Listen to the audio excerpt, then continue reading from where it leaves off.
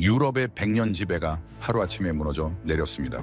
군사 기지도 통화체계도 수십 년 묶어온 계약도 더 이상 안전하지 않습니다. 입찰은 뒤집히고 방산 목록은 재작성되고 자원 협약은 다른 방향으로 움직이고 있습니다. 더 충격적인 건 전쟁도 쿠데타도 반란도 없었다는 사실입니다. 총 한 발 없이 판을 바꿔버린 선택이 있었습니다. 아프리카는 등을 돌린 것이 아닙니다. 그저 다른 미래를 택했을 뿐입니다. 도대체 무엇이 그들의 계산을 바꾸어 놓았을까요? 지금부터 그 조용하지만 거대한 전환의 시작을 말씀드리겠습니다. 영상을 시청하신 후 마음에 드신다면 좋아요와 구독 버튼을 꼭 눌러주세요. 여러분의 관심이 저에겐 큰 힘이 됩니다. 그럼 바로 시작하겠습니다. 우리가 100년 공들인 걸 한국에게 넘길 수는 없습니다. 그런데 막상 한국이 아프리카에서 손을 뗀다면 지금 이 순간 무너지는 나라가 한두 곳이 아닙니다. 무작정 밀어내기에는 한국이 너무 깊숙이 들어와 있었죠. 저는 프랑스 외무부 산하 전략조정실 수석 감사관으로 일하고 있는 로랑 드빌리에입니다. 프랑스의 대아프리카 ODA, 방산, 인프라 투자 평가를 총괄하고 있죠. 다카르에서 나이로비까지 이 대륙의 구조를 누구보다 잘 안다고 믿었죠. 그런데 오늘 파리 외무부 회의실에서 저는 처음으로 그 확신이 흔들리는 걸 느꼈습니다. 분기마다 열리는 아프리카 정책 성과 점검 회의였습니다. 외교부, 방산조정실, 개발협력국, 통화정책 담당까지 모두 자리를 채웠는데 위기가 터져서 모인 자리도 아닌데 회의실 공기가 평소와 달리 무겁게 가라앉아 있었죠. 첫 보고가 시작되자 항목들이 하나씩 쌓이기 시작했습니다. 세네갈 방산 협상 지연, 모로코 철도 입찰 탈락, 가나 디지털 행정 사업에서 프랑스 모델 기각, 일부 국가에서 통화권 개편 논의까지. 항목 하나하나는 개별 실패처럼 보일 수 있지만 이것들이 한꺼번에 올라오는 순간 이건 우연의 문제가 아니라는 게 분명해졌습니다. 방향 자체가 바뀌고 있다는 신호였죠. 방산 담당 국장이 조심스럽게 입을 열었습니다. 장비 성능 문제가 아닙니다. 유지비와 조건 문제입니다. 개발협력국 국장이 바로 이어받았죠. 현지에서 프랑스는 이제 조건을 제시하는 국가로 인식되고 있습니다. 저는 이 말을 듣는 순간 자료 위에 시선을 고정한 채 아무 말도 하지 않았습니다. 프랑스가 조건을 제시하는 국가라는 인식, 그게 언제부터 생겼는지 따지기 전에. 그 말이 이미 회의실 안에서 공개적으로 나왔다는 사실 자체가 무게를 가졌습니다. 그때 비교 자료가 올라왔습니다. 세네갈 농업 프로젝트, 직업기술 교육 확산, 일부 국가의 방산 협상 움직임, 디지털 관세 시스템 도입 사례. 분야도 다르고 국가도 달랐지만 이 사례들 사이에는 하나의 공통점이 관통하고 있었습니다. 외교부 담당자가 말했죠. 한국은 사업과 함께 기술 이전을 묵습니다. 그들은 주고받는 계약이 아니라 사람을 남긴다는 평가가 있습니다. 저는 감정적으로 반응하지 않았습니다. 대신 패턴을 찾기 시작했죠. 농업은 식량 자립으로 이어졌고 직업기술 교육은 현지의 기술 인력을 뿌리내리는 방식으로 설계됐습니다. 방산은 현지 정비가 가능한 구조로 들어갔고 행정 시스템은 단순 도입이 아니라 현지가 스스로 운영할 수 있도록 이식되는 방식이었죠. 단발성 지원이 아니었습니다. 구조 자체를 넘기고 있었죠. 우리 프랑스가 30년간 계약과 제도와 절차로 쌓아온 방식과는 근본적으로 달랐습니다. 그 순간 속이 묘하게 불편해졌습니다. 통화정책 담당자가 말했습니다. 우리는 오랫동안 통화 안정과 금융 시스템을 지켜왔습니다. 그런데 현지에서는 그것을 안정이 아니라 통제로 인식하고 있다는 보고가 계속 올라오고 있습니다. 방산조정실 책임자가 목소리를 낮췄죠. 현지 장교들이 원하는 건 성능이 아닙니다. 자기들이 직접 유지하고 정비할 수 있는 장비를 원하고 있습니다. 아무리 뛰어난 장비라도 외부에 의존해야만 굴러가는 구조라면 현지에서는 그걸 전력이 아니라 부담으로 본다는 겁니다. 개발협력국 국장은 더 직접적이었습니다. 프랑스는 문제를 해결해줬습니다. 그런데 한국은 해결하는 법 자체를 가르쳤다는 평가가 현지 실무자들 사이에서 반복해서 나오고 있습니다.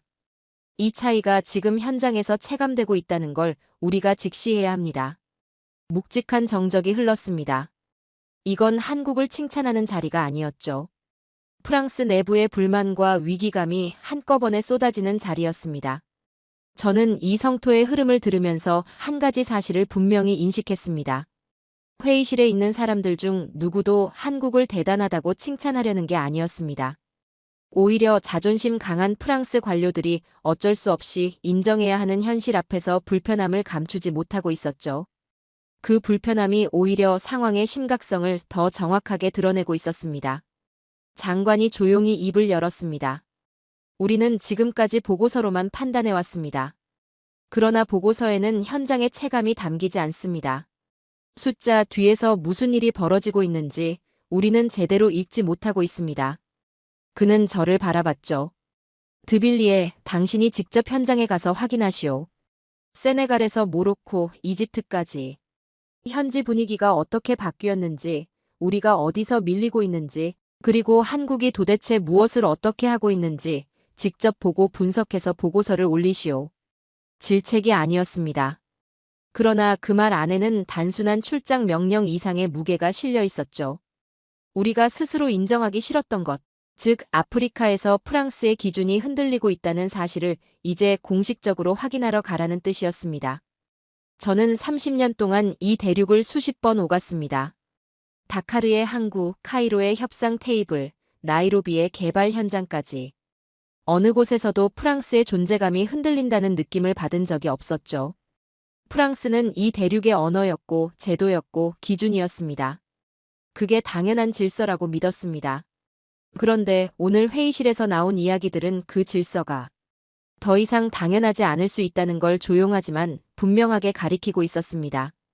회의가 끝나고 사람들이 조용히 자리를 떴습니다. 저는 서류를 정리하면서 오늘 회의에서 반복됐던 단어들을 떠올렸습니다. 기술 이전, 현지 운영, 정비 자립, 사람을 남긴다. 이 단어들이 모두 같은 방향을 가리키고 있었죠. 우리가 모르는 사이에 한국은 도대체 뭘 어떻게 한 것인가. 의심과 경계가 제 머릿속을 가득 채웠습니다. 다카르 공항에서 시내로 향하는 고속도로 위에서 저는 창밖 풍경을 보며 뭔가 이상하다는 걸 직감했습니다. 처음엔 그냥 지나쳤죠. 그런데 교차로를 하나 지날 때마다, 블록을 하나 넘어설 때마다 같은 이름이 반복해서 눈에 들어오기 시작했습니다. 삼성, LG, 현대, 기아. 광고판에, 건물 외벽에, 도로 위를 달리는 상용차에. 저는 이 도시를 여러 번 왔었죠. 그런데 이렇게 보인 적은 없었습니다. 아니, 정확히는 이렇게 보려고 한 적이 없었던 거겠죠. 동행한 현지 실무자에게 물었습니다. 언제부터 이렇게 됐습니까? 그는 특별한 감흥 없이 대답했죠. 서서히 그렇게 됐습니다. 어느 순간부터 자연스러워진 겁니다. 자연스러워졌다는 말이 오히려 더 무겁게 들렸습니다. 프랑스의 영향력은 보이지 않는 구조 안에 있었습니다. 통화, 금융, 제도, 자원 계약. 거리에서 간판으로 드러나는 방식이 아니었죠. 그래서 우리는 스스로 중심이라고 믿을 수 있었습니다. 그런데 한국은 달랐습니다. 보고서가 아니라 도시의 표면 위에 존재하고 있었죠. 생활의 질감 안에 이미 깊숙이 들어와 있었습니다. 실무자의 설명은 감정이 없었습니다. 그래서 오히려 더 정확했죠. 단순히 물건을 팔고 끝난 게 아닙니다. 서비스망이 함께 들어왔습니다. 부품 유통체계, 수리 네트워크, 공식 서비스 거점까지 한꺼번에 구축됐죠. 상용차나 가전처럼 고장나면 바로 돈이 멈추는 품목에서 서비스 체계가 신뢰를 만들고 그 신뢰가 재구매로 이어지고 재구매가 쌓이면 브랜드는 유행이 아니라 생활 표준이 됩니다. 그 구조가 이미 이 도시 안에서 완성되어 가고 있었죠. 저는 유럽식 접근 방식을 떠올렸습니다. 우리는 시스템을 설계했습니다. 제도를 세우고 계약을 맺었죠. 그런데 정작 이 도시 한복판에서 사람들이 매일 손으로 만지고 눈으로 보는 것들 안에 우리는 없었습니다. 한국이 있었죠. 세네갈 정부 청사에서의 면담은 공손했습니다. 프랑스어로 진행됐고 환대도 유지됐죠. 그런데 협의가 시작되자 분위기가 달라졌습니다. 과거라면 프랑스 측 제안이 기준이 됐습니다. 세부 조율은 있어도 방향 자체를 흔드는 질문은 많지 않았죠. 그런데 이번엔 달랐습니다. 협상 테이블 위에 올라오는 요구 항목들이 바뀌어 있었습니다. 현지 운영 비중을 높여야 합니다. 기술 이전이 반드시 포함돼야 합니다. 정비와 교육 패키지가 함께 와야 합니다. 장기 파견 인력도 필요합니다. 한국을 직접 언급하지는 않았습니다. 그런데 저는 알았죠. 이 요구들이 어디서 왔는지를. 누군가 이미 이 조건들을 충족시켜줬고 그 경험이 새로운 기준이 된 겁니다. 프랑스가 당연한 우선순위였던 자리가 이제는 조건을 증명해야 얻을 수 있는 자리로 바뀌어 있었죠. 다카르 외곽의 벼 재배 단지를 방문했을 때 저는 솔직히 별 기대가 없었습니다. 농업시범 사업이라면 어느 나라나 했던 거였으니까요. 그런데 현장에 들어서는 순간 이건 제가 알던 방식이 아니라는 걸 바로 알아챘습니다. 논이 있었고 관계 수로가 정비돼 있었고 종자 보관 시설이 있었고 건조와 저장 체계가 갖춰져 있었습니다. 그리고 현지 지도사들이 직접 교육을 이어받아 운영하고 있었죠. 각각의 요소가 따로 놀지 않았습니다. 토양 분석에서 수확 후 저장까지 전체가 하나의 사슬로 연결돼 있었습니다. 현지 담당자가 설명했습니다. 이 체계가 유지되는 한 우리는 매 시즌 외부에 손을 벌리지 않아도 됩니다. 저는 프랑스식 농업 협력 사업들을 떠올렸습니다.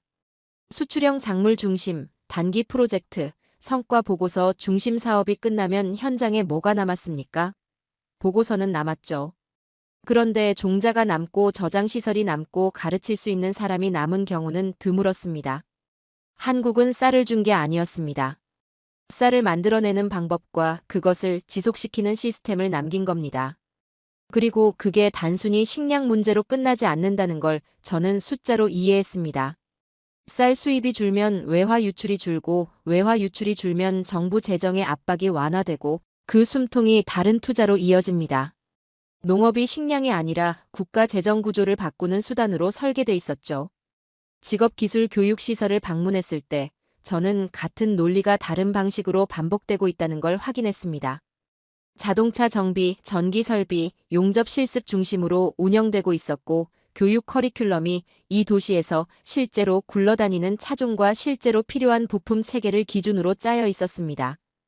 배운 걸 현장에서 바로 쓸 수 있도록 설계된 거죠. 그리고 수료생들의 진로가 정비소와 공장과 산업 현장으로 직접 연결되고 있었습니다. 프랑스 모델은 달랐죠. 엘리트 장학생을 선발해 유학을 보내고 행정 인재를 길렀습니다. 상층부를 키우는 방식이었죠. 그런데 현장에는 늘 손이 부족했습니다. 공장을 돌릴 기술자가 정비를 맡을 인력이 설비를 유지할 사람이 없었습니다. 한국은 그 바닥부터 채우고 있었습니다. 농업에서 생긴 소득과 설비 수요를 받쳐줄 정비 인력, 전기 기술자, 용접공을 현지에서 직접 길러내고 있었죠. 이건 교육 사업이 아니었습니다. 산업화의 하부 구조를 짓는 작업이었습니다. 돌아오는 길에 저는 오늘 하루를 연결해봤습니다. 생활 브랜드와 서비스망, 식량 자립 시스템, 기술 인력 양성, 그리고 협상 테이블에서 바뀐 요구 조건들. 이것들이 각각 따로 움직이는 게 아니었습니다. 하나의 방향을 향해 함께 움직이고 있었죠. 프랑스가 잃고 있는 건 단일 계약이 아니었습니다. 기준의 자리를 잃고 있었습니다. 그리고 한국은 요구하지 않아도 강요하지 않아도 현장에서 스스로 표준이 되어가고 있었죠. 저는 그걸 인정하고 싶지 않았습니다. 그러나 오늘 제가 본 것들은 감정으로 부정할 수 있는 것들이 아니었습니다. 세네갈 농업부 실무 브리핑 자료를 받아든 순간 저는 이게 홍보용 문서가 아니라는 걸 첫 페이지에서 바로 알아챘습니다. 표가 많았습니다. 문장보다 숫자가 많았죠. 단위 면적 수확량 변화 추적표, 관계 및 배수시설 설치 목록, 수확 후 처리 시설 운영 주체, 종자 보존 및 증식 계획표 현지 지도사 양성 명단까지. 이건 내부 결제에 쓰이는 실무 문서였습니다. 저는 30년간 아프리카 각국의 협력 사업 문서를 수없이 검토해왔습니다. 그런데 이 수준의 문서를 농업 협력 사업에서 본 건 처음이었죠. 보통 이런 자료는 방산이나 대형 인프라 사업에서나 나오는 형식이었습니다. 그런데 쌀 농사 사업에서 이 문서가 나왔습니다. 저는 수확량 변화 추적표를 천천히 넘겼습니다. 시범 단지에서 시작된 성과가 확산 단지로 넘어가는 수치가 단계적으로 올라가고 있었죠. 한 시즌의 성과가 아니었습니다. 축적되고 있었습니다. 브리핑이 끝나고 저는 질문을 하나 던졌습니다. 이 수확량 증가가 세네갈 재정에 어떤 영향을 미칩니까? 담당관이 잠시 생각하더니 말했죠. 쌀 수입이 줄면 외화 유출이 줄고 외화 유출이 줄면 정부가 다른 곳에 쓸 수 있는 돈이 생깁니다. 간단한 대답이었지만 저는 그 안에서 훨씬 큰 그림을 읽었습니다. 한국이 설계한 건 농업 생산성이 아니었습니다. 국가 재정 구조를 바꾸는 출발점을 심은 겁니다. 쌀 한 톨이 외화를 지키고 외화가 재정을 지키고 재정이 다음 투자를 가능하게 만드는 구조. 이게 농업입니까? 이건 국가 운영 전략이었죠. 오후에 종자 보관 시설을 직접 확인하러 갔습니다. 종자 보관실 안에는 온도와 습도 기록표가 주기적으로 갱신되어 있었고 담당자 서명이 찍혀 있었습니다. 샘플 종자 봉투 하나하나에 생산 지역, 수확 연도, 검수 일자가 적혀 있었죠. 건조 시설은 단순한 기계 창고가 아니었습니다.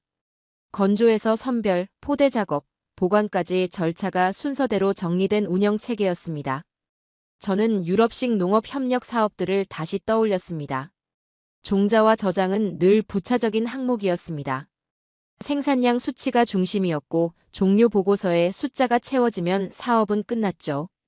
그리고 몇 시즌이 지나면 현장은 다시 원점으로 돌아가는 경우가 많았습니다. 그런데 여기는 달랐죠. 종자가 남아 있었습니다. 종자가 남는다는 건 단순히 씨앗이 창고에 있다는 뜻이 아닙니다. 다음 세대가 외부에 손을 벌리지 않아도 된다는 뜻이죠. 식량 주권의 출발점이 바로 이 작은 보관실 안에 있었습니다. 저는 직업기술 교육시설을 다시 찾았습니다. 이번엔 겉모습을 보려는 게 아니었습니다. 운영 구조를 뜯어보려 했죠. 과정별 교육 시간표를 요청했습니다. 실습 장비 유지 관리 기록도 확인했습니다. 취업 연계 현황과 수료생 추적 자료까지 요청했죠. 자동차 정비 파트에서 눈에 띈 건 실습 차종의 구성이었습니다. 배운 걸 현장에서 바로 쓸 수 없다면 교육이 아니라 전시라는 걸 설계자들이 정확히 알고 있었던 겁니다. 전기 설비 파트는 더 놀라웠습니다. 단순한 전선 연결 실습이 아니었습니다. 농업용 펌프와 관계 설비의 유지 보수까지 연결되어 있었죠. 농업 현장에서 필요한 전기 기술자를 이 교육시설에서 직접 길러내고 있었습니다. 농업과 교육이 따로 움직이는 게 아니라 맞물려 돌아가고 있었죠. 저는 이 순간 한국이 무엇을 하고 있는지 처음으로 전체 그림으로 이해했습니다. 1970년대 한국이 걸어온 길이었습니다. 농촌 생산성을 높이고 그 소득으로 기술 인력을 키우고 기술 인력이 공장을 돌리고 공장이 산업을 만드는 순환. 한국은 그 경험을 세네갈의 토양 위에 옮겨 심고 있었죠. 자기들이 직접 걸어본 길이었기 때문에 설계도가 정교할 수밖에 없었습니다.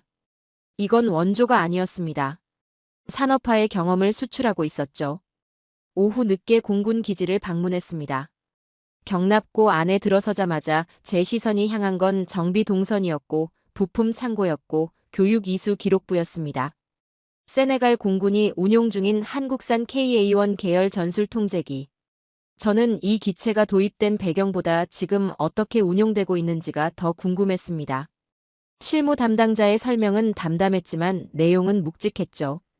정비 교육이 도입 시 한 번으로 끝나지 않습니다. 주기적으로 재교육이 포함됩니다. 기본 소모품과 필수 부품의 조달 체계가 표준화되어 있어 운용 중단 위험이 낮습니다. 그리고 현지 정비 인력이 일정 단계부터는 직접 점검과 정비를 수행하도록 구성되어 있습니다. 이 말이 무슨 뜻인지 아시겠습니까? 유럽 방산 모델의 가장 큰 약점이 바로 이 지점이었습니다. 고성능 장비를 공급하지만 정비 구조가 복잡하고 유지비가 높으면 현지에서는 장비가 있어도 완전하게 운용하기 어렵습니다. 그리고 현지 여론은 장비 성능이 아니라 그 종속 구조에 반응하죠. 우리는 그걸 여러 번 경험했습니다. 그런데 한국은 달리 접근했습니다. 성능보다 자립. 그게 핵심이었죠. FA50 경공격기가 다음 단계 검토 테이블에 오르내리고 있다는 사실도 실무 논의 분위기에서 확인할 수 있었습니다. 그리고 한 발 더 나아가 중형급 전투기 도입도 검토하고 있다고 들었는데 이 또한 한국의 KF-21 보라매가 기정사실화되어 있다는 이야기가 실무 라인에서 흘러나오고 있었습니다. 프랑스의 라팔 전투기가 있어야 할 자리를 한국의 전투기들이 차지하게 된 것입니다. 아직 결정이 난 건 아니었습니다. 그러나 논의의 방향이 어디를 향하고 있는지는 충분히 읽혔죠. 저는 그 방향이 불편했습니다. 그러나 부정할 수가 없었습니다. 단순히 농업에서 쌓인 신뢰가 방산으로 전이되는 정도가 아니었습니다. 자립형 설계라는 동일한 철학이 농업과 방산과 교육에 동시에 적용되고 있었고 그 철학이 현지의 선택 기준 자체를 바꾸고 있었죠. 재무라인 실무자와의 짧은 대화에서 확인한 것도 같은 결론이었습니다. 특정 국가에 쏠리지 않는 공급망, 기술 이전을 포함한 협력 패키지, 외부 운영권 독점에 대한 정치적 부담 증가. 이 세 가지가 이제 세네갈 실무 협상의 기본값이 되어 있었습니다. 누가 이 기본값을 만들었을까요? 한국이 먼저 이 조건들을 충족시켜줬고 그 경험이 기준이 된 겁니다. 프랑스가 당연한 우선순위였던 자리가 이제는 조건을 증명해야만 앉을 수 있는 자리로 바뀐 거죠. 숙소로 돌아오는 길에 저는 오늘 하루를 하나의 문장으로 정리해봤습니다. 그들은 물건을 판 게 아닙니다. 운영할 수 있는 능력을 팔았습니다. 그리고 프랑스의 방식은 아무것도 변화시키지 못했습니다. 그래서 이제는 의심을 받고 있죠. 다음으로 향한 곳은 나이지리아였습니다. 라고스에 내리는 순간 공기부터 달랐습니다. 다카르가 조용히 변하고 있는 도시였다면 라고스는 지금 이 순간에도 쉬지 않고 돌아가는 도시였죠. 항만으로 향하는 도로 위에는 대형 트럭과 상용차들이 뒤엉켜 있었고 어딘가에서 차 한 대가 멈추면 그 뒤로 연쇄 정체가 시작됐습니다. 저는 세네갈에서 만든 질문 목록을 들고 이 도시에 들어왔습니다. 남는 것은 시설인가, 인력인가? 운영은 현지가 할 수 있는가? 부품과 정비가 막히면 시스템은 멈추는가? 교육이 산업으로 이어지는 접점은 어디인가? 세네갈에서 이 질문들이 통했습니다. 라고스에서도 통할까요? 도시를 보면서 저는 바로 알았습니다. 여기서는 질문이 더 날카롭게 작동할 거라는 걸. 세네갈에서 식량이 국가의 숨통이었다면 라고스에서는 가동률이 도시의 숨통이었습니다. 차가 멈추면 물류가 멈추고 물류가 멈추면 돈이 멈추는 도시였죠. 그래서 이 도시에서는 차량 성능보다 정비망이 먼저였습니다. 고장 났을 때 얼마나 빨리 고칠 수 있느냐가 곧 경쟁력이었죠. 도로 위를 달리는 차들을 보면서 저는 세네갈에서 봤던 장면이 겹쳐졌습니다. 현대, 기아. 상용차 구간에서 반복해서 보이는 이름들이었습니다. 동행한 실무자에게 물었습니다. 어떻게 한국 차들이 이렇게 많이 보이죠? 그의 대답은 간결했죠. 고장 나도 빠르고 쉽게 고칠 수 있으니까요. 부품이 바로 구해지고 정비할 수 있는 사람들이 있습니다. 그게 전부입니다. 그게 전부라는 말이 오히려 모든 걸 설명했습니다. 유럽 모델은 시스템 설계와 금융 구조에 강점이 있었습니다. 그런데 라고스 같은 도시에서 결정적인 건 자본보다 운영 인력과 정비 인프라였죠. 아무리 좋은 차라도 고장 났을 때 고칠 수 없다면 그 차는 이 도시에서 쓸모가 없었습니다. 한국은 그 지점을 정확히 찔렀습니다. 판매가 아니라 정비망을 함께 심었죠. 부품 유통체계, 서비스 거점, 정비 인력 교육까지 한꺼번에 들어왔습니다. 브랜드가 유행이 아니라 생활 표준이 되려면 이 구조가 먼저 깔려야 한다는 걸 한국은 알고 있었죠. 직업기술 교육시설을 방문했을 때 저는 세네갈에서와 같은 질문부터 던졌습니다. 실습 장비 유지 관리 기록이 있습니까? 수료생의 취업 경로가 문서로 남아 있습니까? 현지 강사가 스스로 교육을 이어갈 수 있는 구조입니까? 전시성 시설과 실제로 돌아가는 시설의 차이는 이 질문들에 대한 대답에서 바로 드러나죠. 여기는 실제로 돌아가고 있었습니다. 이곳에서도 자동차 정비 파트는 이 도시에서 실제로 많이 굴러다니는 차종을 기준으로 실습이 구성돼 있었고 현지에서 조달 가능한 부품 범위 안에서 훈련이 설계돼 있었습니다. 기초 전기 과정은 단순 전선 연결이 아니라 발전기, 배터리, 소형 설비 유지 보수까지 확장돼 있었죠. 도시 운영에 직결되는 기술들이었습니다. 그런데 가장 인상적이었던 건 따로 있었습니다. 한국 파견 인력이 강단에 서서 강의하는 방식이 아니었습니다. 현지 강사에게 가르치는 방법을 전수하는 역할로 배치돼 있었죠. 사람을 남기는 방식이 교육 현장에서도 그대로 작동하고 있었습니다. 저는 영국 모델을 떠올렸습니다. 영국은 금융과 서비스 중심으로 들어와 자본의 통로를 쥐는데 강했습니다. 그런데 라고스 같은 도시에서 결정적인 건 자본보다 운영 인력과 정비 인프라였죠. 자본의 통로를 쥐는 것과 도시가 실제로 돌아가게 만드는 것은 다른 문제였습니다. 교육은 복지가 아니었습니다. 운영망의 뼈대였죠. 나이지리아는 자원이 많은 나라입니다. 그런데 현지의 민감한 질문은 늘 같았습니다. 왜 우리는 여전히 원자재만 팔고 있는 걸까요? 이 질문에 한국이 접근하는 방식이 달랐습니다. 단순 생산 지원이 아니라 가공 설비, 품질 표준, 유통 단계까지 붙이는 협력 구조를 제시했죠. 가공이 붙으면 일자리가 생기고, 일자리가 생기면 세금이 생기고, 세금이 생기면 정치적 정당성이 생깁니다.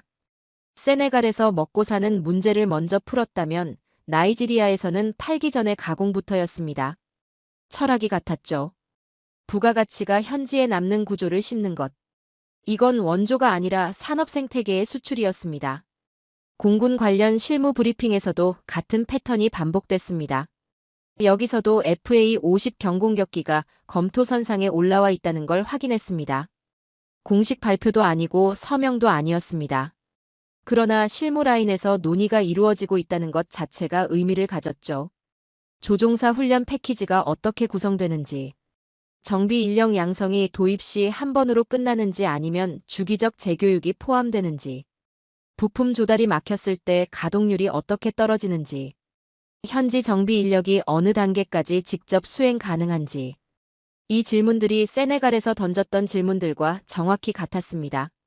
농업의 자립과 방산의 자립은 다른 이야기가 아니었죠. 같은 철학이 다른 분야에 적용되고 있었습니다. 현지가 스스로 굴릴 수 있는 구조를 만들어주는 것. 그게 한국이 아프리카에서 반복하고 있는 방식이었습니다. 라고스의 통관 시스템 개선 논의에서도 같은 맥락이 이어졌습니다.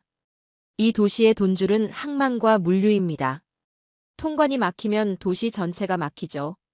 그래서 통관 전산화는 단순한 행정 개선이 아니었습니다. 신고, 검수, 통관 절차가 전산화되면 지연이 줄고 예측 가능성이 생깁니다.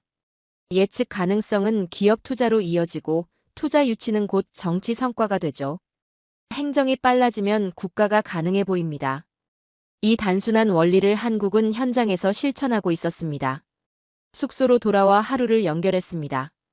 정비망과 서비스망이 생활을 잡았고 직업교육이 운영 인력을 만들었습니다. 가공 구조가 부가가치를 현지에 남겼고 통관 전산화가 도시의 속도를 높였습니다. 방산은 성능이 아니라 자립 가능한 운용체계로 논의됐죠. 세네갈이 예외가 아니었습니다. 라고스가 그걸 증명했습니다. 한국은 물건을 파는 게 아니었습니다. 유럽은 자본과 제도를 남겼고 한국은 돌아가는 손을 남겼습니다. 이건 특정 국가의 사건이 아니었죠. 대륙적 전환이었습니다. 다음으로 향한 곳은 모로코의 라바트였습니다. 라바트는 달랐습니다. 다카르는 생활 속에서 한국을 발견하는 도시였고 라고스는 가동률로 한국을 확인하는 도시였죠. 그런데 라바트는 서류 위에서 한국을 만나는 도시였습니다. 그리고 그게 오히려 더 무거웠죠. 도착 직후 받아든 자료는 홍보 책자가 아니었습니다. 도시철도 및 전동차 조달, 유지관리, 철도, 신호 및 통신, 차량기지 운영, 발주처 요구조건 요약본이었죠. 본문은 질의응답과 평가 항목으로 채워져 있었습니다. 저는 첫 페이지부터 밑줄을 긋기 시작했습니다. 납기 지연에 대한 페널티 조항이 강화돼 있었습니다. 총유지비 평가 비중이 확대됐죠. 운영권 장기 독점이 장점이 아니라 정치적 리스크로 명시돼 있었습니다. 현지 정비 인력 자격 체계 제출이 요구됐고 부품 조달 계획의 구체화도 필수 항목이었죠. 저는 이 문서를 읽으면서 과거 모로코 사업들을 떠올렸습니다. 예전이라면 이런 항목들이 이렇게 전면에 나오지 않았습니다. 기술력과 브랜드 신뢰가 중심이었고 세부 조건은 협상 과정에서 조율됐죠. 그런데 지금 이 문서는 처음부터 다른 언어로 쓰여 있었습니다. 누가 이 언어를 가르쳤을까요? 발주처 실무면담은 공손했습니다. 프랑스어로 진행됐고 전통적인 외교 예법도 지켜졌죠. 프랑스에 대한 존중 표현도 유지됐습니다. 그런데 질문의 방향이 달랐습니다. 차량 기지에서 1차, 2차 정비를 현지 인력만으로 수행 가능한 시점은 언제입니까? 핵심 부품 공급이 지연될 경우 가동률 저하를 막기 위한 대체 운용 계획이 있습니까? 정비 매뉴얼과 신호 시스템 유지 관리 문서를 현지 교육기관 커리큘럼으로 이식할 수 있습니까? 향후 5년간 현지 기술자 양성 인원 목표와 자격 갱신 체계는 어떻게 됩니까? 질문의 수준이 예전에 비해 비교할 수 없을 정도로 높아졌습니다. 운영권 독점 구조를 원천적으로 불가능하게 만드는 질문들이었습니다. 프랑스가 오랫동안 익숙하게 유지해온 방식, 핵심 운영과 정비의 중심을 오래 쥐는 구조가 이 질문들 앞에서 설 자리를 잃고 있었죠. 저는 속으로 반박하려 했습니다. 그러나 반박할 논리가 없었습니다. 차량기지 정비시설을 직접 확인하러 갔습니다. 전동차 외형이나 홍보 영상에는 관심이 없었죠. 저는 정비 프로세스를 보고 싶었습니다.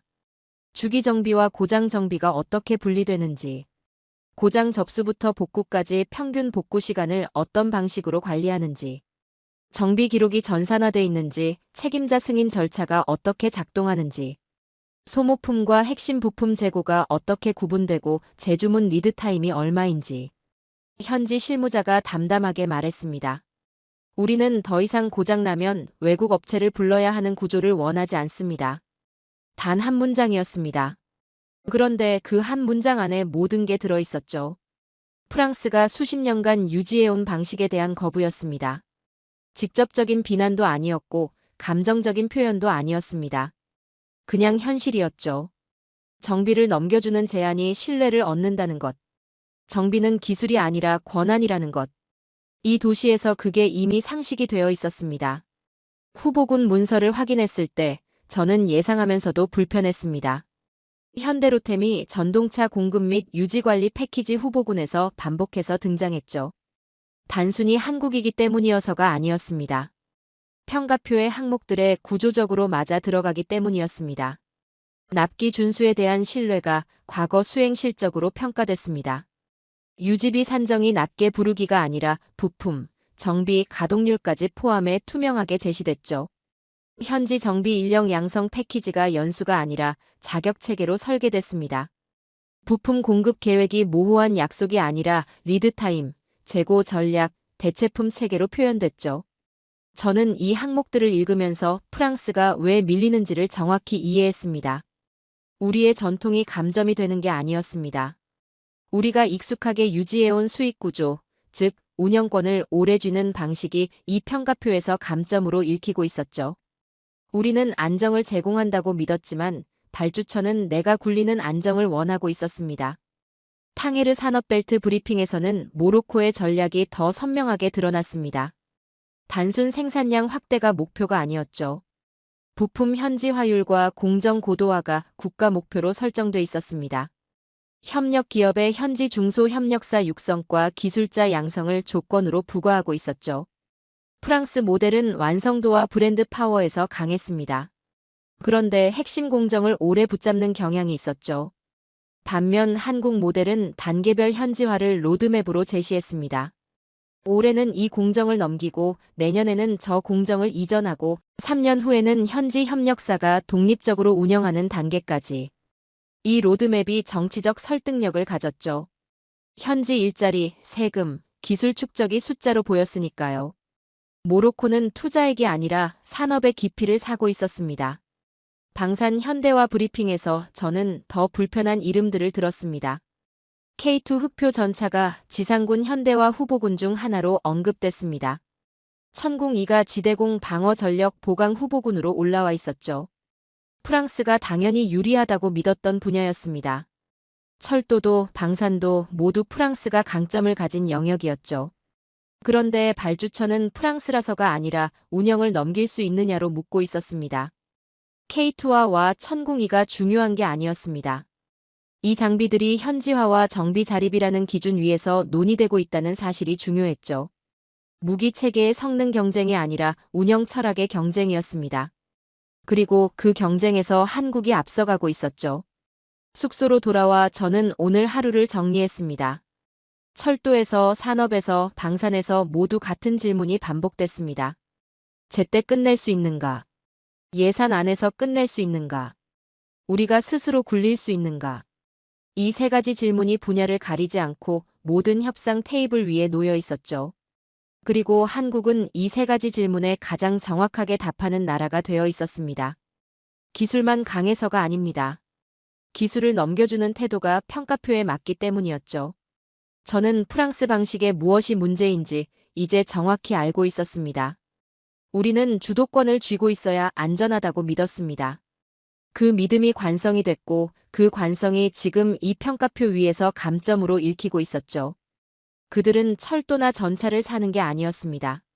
스스로 굴릴 수 있는 능력을 사고 있었죠.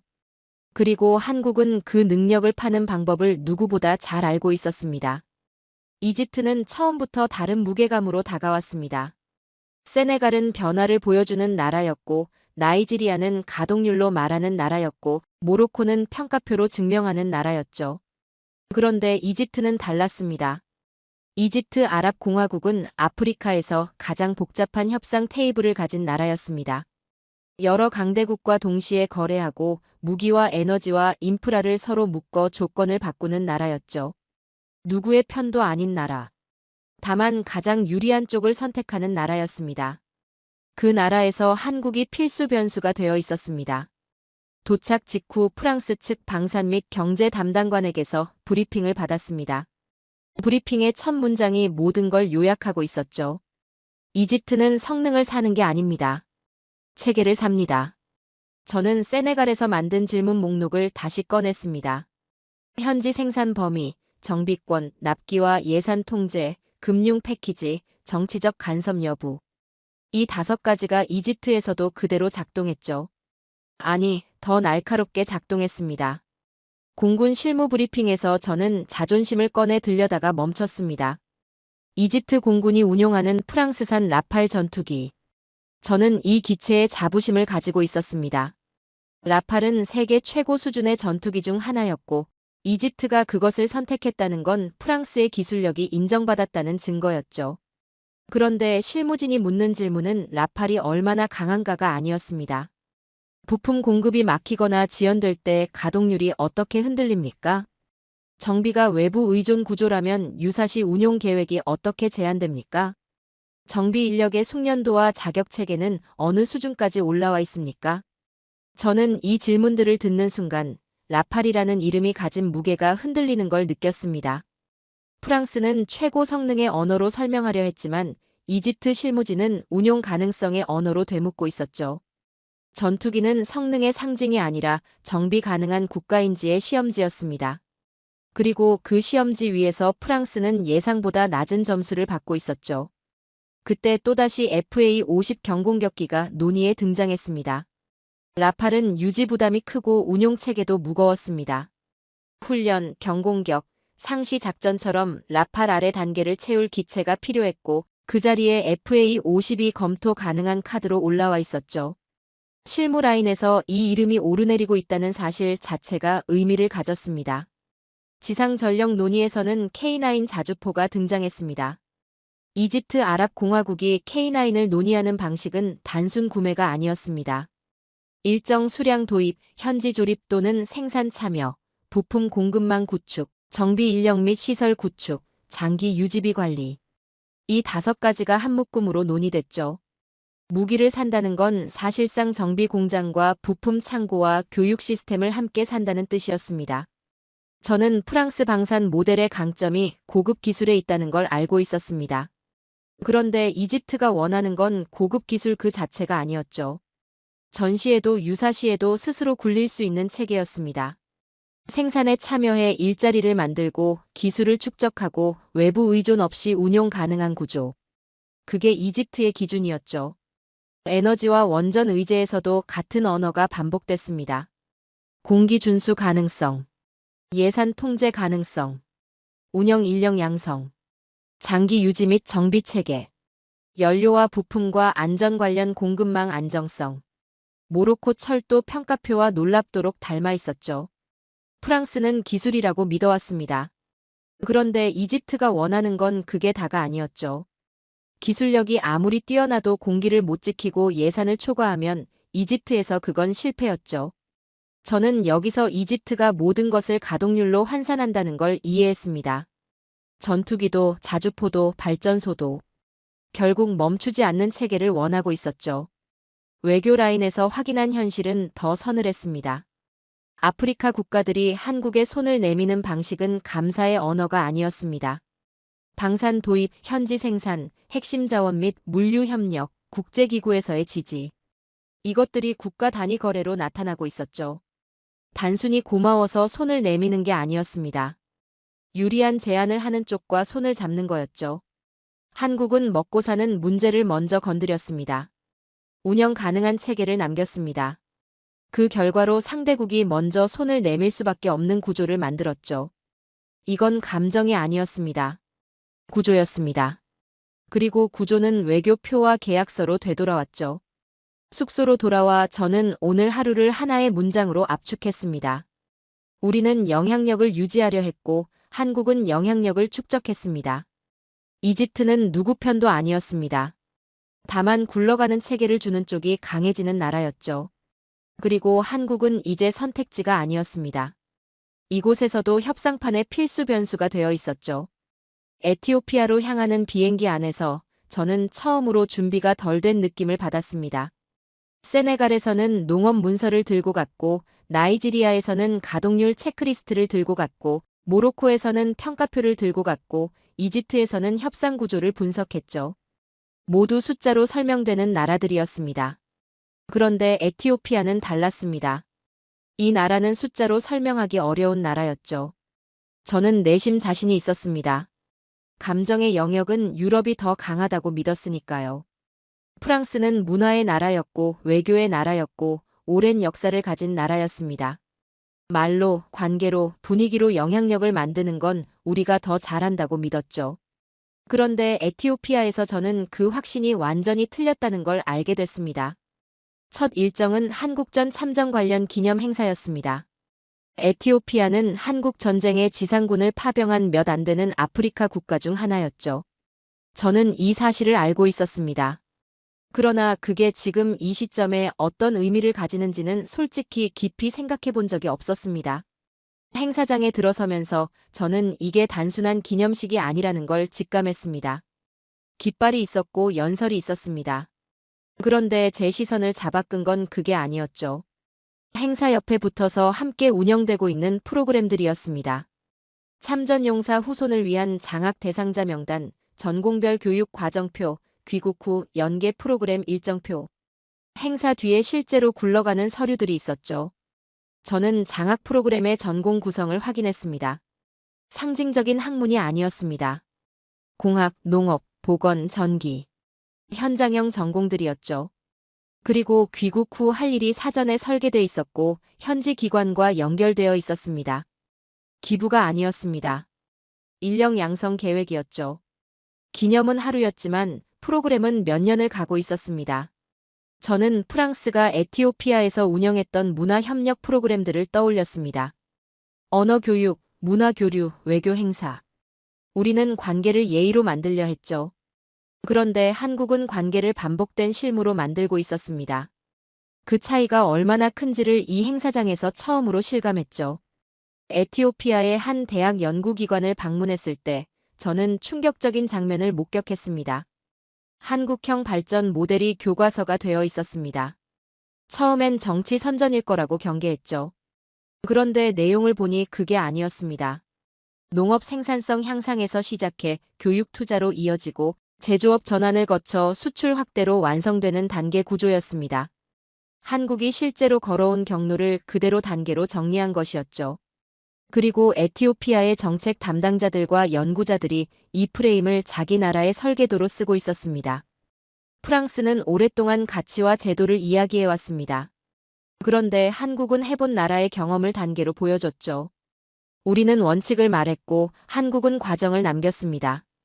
이 차이가 교실 안에서 교과서로 굳어지고 있었죠. 보건 협력 현장을 방문했을 때 저는 이미 많은 걸 예상하고 있었습니다. 그런데 예상보다 더했죠. 접수, 진료, 기록, 의약품 관리가 표준화돼 있었습니다. 의료진 교육이 단발성 연수가 아니라 현지 운영자를 길러내는 방식으로 설계됐죠. 단순 기증이 아니라 유지 관리와 부품과 소모품 조달 계획이 붙어 있었습니다. 저는 유럽식 의료 원조의 방식을 떠올렸습니다. 약품 지원은 빠릅니다. 그러나 다음 달에도 똑같이 굴러가느냐는 보장이 없었죠.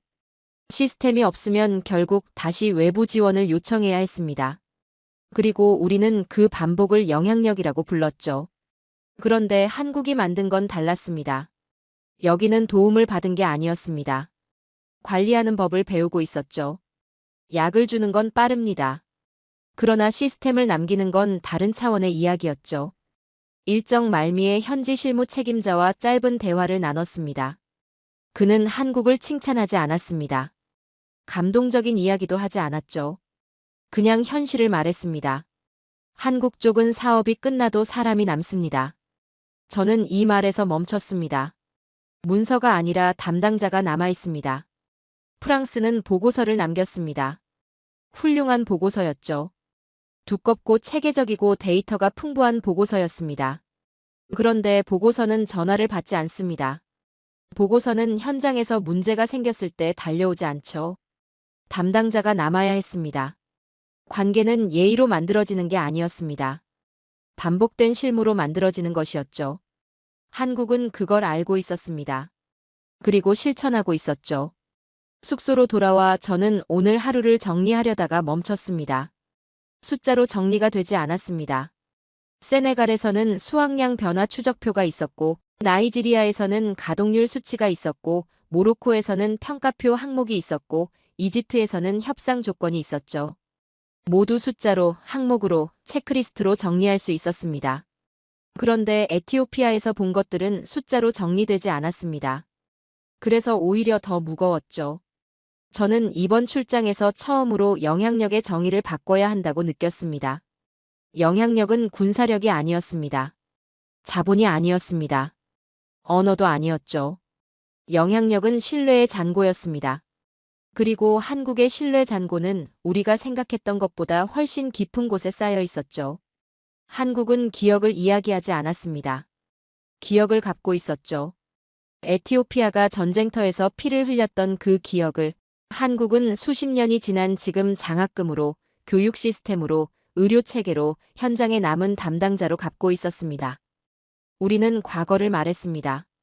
한국은 미래를 만들고 있었죠. 그 차이가 파리 외무부 회의실에서 쌓인 보고서들과 에티오피아 현장에 남아있는 담당자 한 명의 차이로 나타나고 있었습니다. 파리로 돌아오는 비행기 안에서 저는 처음으로 보고서 초안을 쓰지 못했습니다. 5개국을 돌며 항상 비행기 안에서 정리했죠. 세네갈 출장 후에도, 나이지리아 출장 후에도, 모로코와 이집트에서도 기내에서 초안이 나왔습니다. 그런데 이번엔 달랐죠. 화면을 열어놓고 한 줄도 쓰지 못한 채 파리 상공에 진입했습니다. 문제는 할 말이 없는 게 아니었습니다. 너무 많았죠. 파리 외무부 합동점검회의는 귀국 다음 날 소집됐습니다. 외교부, 재무, 국방, 산업 라인이 한꺼번에 들어오는 자리였죠. 단순한 출장 결과 공유가 아니었습니다. 아프리카에서의 연속된 이탈, 입찰 탈락, 협력 방향 변화, 여론 이동을 하나의 현상으로 묶어 원인을 진단하는 자리였죠. 회의실 분위기는 무거웠습니다. 누가 책임이냐보다 왜 갑자기 이런 신호가 동시에 오느냐에 초점이 맞춰져 있었죠. 각 부처 담당자들이 들고 온 건 감정이 아니라 실무 자료였습니다. 입찰 평가 항목 변동 요약, 방산 협력 요구 조건 변화, ODA 사업 사후 평가 지표, 현지 언론 및 여론 모니터링 요약. 그리고 이 자료들 사이에서 반복해서 등장하는 단어가 있었죠. 한국식 패키지. 저는 단상 앞에 섰습니다. 예전이라면 유럽 내부 언어로 방어했을 겁니다. 가치, 역사, 전통, 신뢰의 축적. 그런데 이번엔 그러지 않았죠. 한 문장으로 시작했습니다. 우리가 밀린 이유는 한국이 공격해서가 아닙니다. 아프리카의 발주처와 실무 기준이 바뀌었습니다. 회의실에서 반박이 나오려다 멈췄습니다. 제가 이후에 꺼낸 것이 감정이 아니라 현장에서 가져온 체크리스트였기 때문이죠. 저는 5개국에서 반복됐던 3가지 질문을 꺼냈습니다. 첫째, 제때 끝낼 수 있는가? 모로코, 이집트, 에티오피아 어디서든 납기 지연 페널티가 강화됐고 공기 준수와 예산 예측 가능성이 평가 항목의 전면에 나와 있었죠. 기술력이 아니라 완료 신뢰가 평가되고 있었습니다. 둘째, 예산 안에서 끝낼 수 있는가? 초기 가격이 아니라 총 비용이었습니다. 유지비, 부품비, 가동률 손실까지 포함한 총 비용이죠. 싼 제한이 아니라 투명한 제한이 점수를 얻고 있었습니다. 셋째, 우리가 스스로 굴릴 수 있는가? 세네갈에서는 종자와 저장과 교육이 남는 구조였고, 나이지리아에서는 정비망과 기술학교가 도시 운영에 직결됐고, 모로코에서는 정비권 이전과 현지 자격 체계가 요구됐고, 이집트에서는 전투기와 자주포도 결국 가동률과 정비 체계로 귀결됐죠. 운영권을 넘길 수 있는가가 본체였습니다. 이 3가지 질문은 분야를 가리지 않았습니다. 농업도 철도도 방산도 의료도 같은 방향으로 수렴하고 있었죠. 그리고 한국은 이 3가지 질문에 가장 정확하게 답하는 나라가 되어 있었습니다. 저는 한국의 방식을 단계 구조로 해부했습니다. 찬양이 아니라 분석이었죠. 세네갈에서 한국은 쌀을 주지 않았습니다. 쌀을 만들게 했죠. 종자, 관계, 저장, 지도사 양성을 한 묶음으로 설계해서 수입 대체를 만들어냈고 그게 외화를 지키고 재정의 숨통을 텄습니다. 나이지리아에서 한국은 기술학교를 지었습니다.